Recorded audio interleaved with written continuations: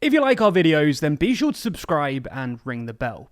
In this one though, we're going to be taking a look at some of the cases in front of the Supreme Court. The Supreme Court's term began on the first Monday in October, and they've got some seriously controversial cases under consideration.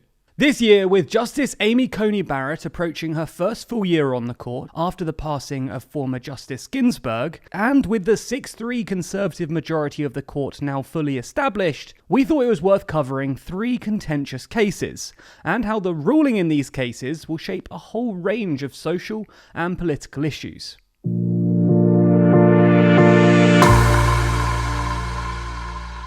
So, the 3 cases we're going to be discussing are United States versus Zubaydah, which is about what information the CIA is allowed to classify, New York State Rifle and Pistol Association Inc. versus Bruin, which is about the constitutionality of concealed carry, and Dobbs versus Jackson Women's Health Organization, which is about abortion and the viability of a 15-week-old fetus.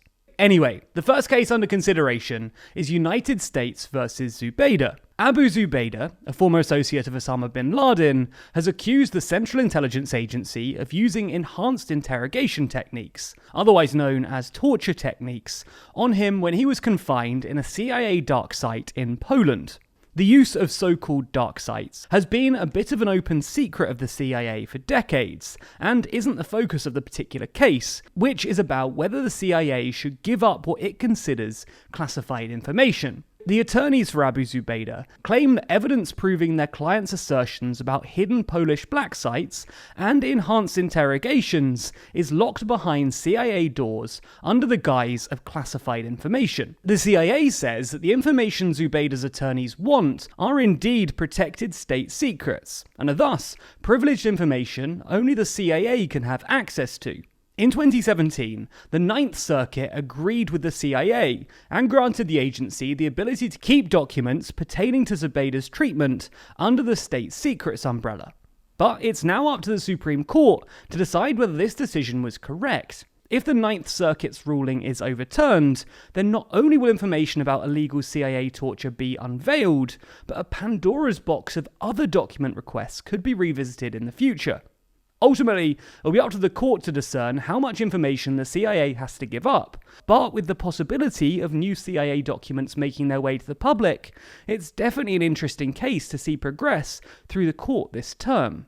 If CIA black sites aren't exciting enough, then perhaps the prospect of America getting even more gun-friendly is. That's right, New York State Rifle and Pistol Association Inc. versus Bruin goes in front of the Supreme Court this fall, with the intent to drastically scale back a state's ability to limit who can and can't conceal carry.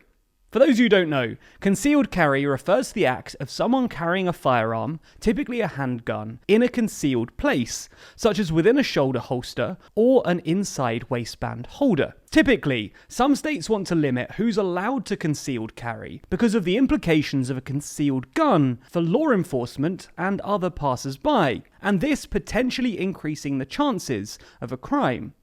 The New York State Rifle and Pistol Association is arguing that denying someone a concealed carry permit violates their Second Amendment rights to bear arms when the licensee wants to use their gun for self-defense. And it's possible that with the newly bolstered 6-3 Conservative majority on the court, that the gun rights lobby could be on for a big win, and dash the hopes of gun control advocates nationwide.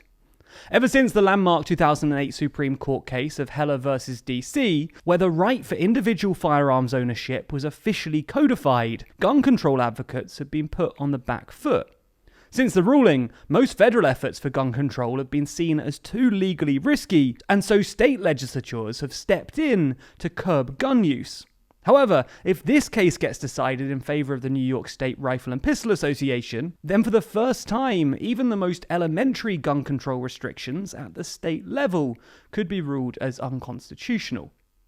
Perhaps the most controversial issue that the court's going to decide on, though, is going to be on the ongoing debate over a woman's right to choose. The court will be deciding on the case of Dobbs versus Jackson's Women's Health Association. This case originally started with a law passed by the state of Mississippi in 2018, the Gestational Age Act, a law which banned most abortions after 15 weeks of pregnancy.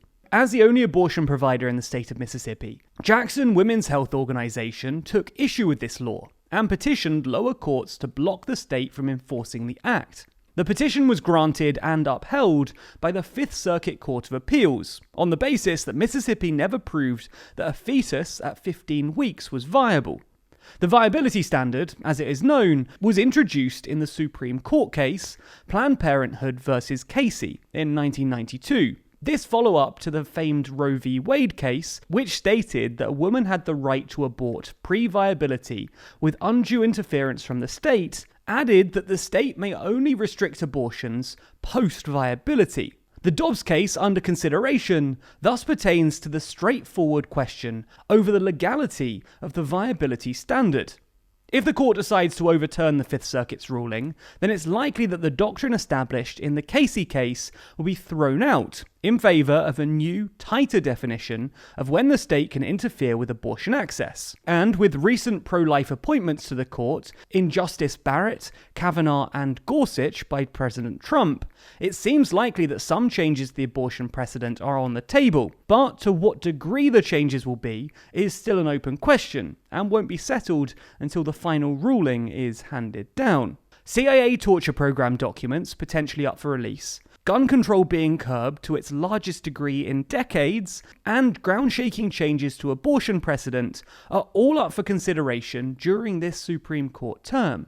And to keep updated on all of the political and legal consequences in videos like this one, then be sure to subscribe to TLDR US.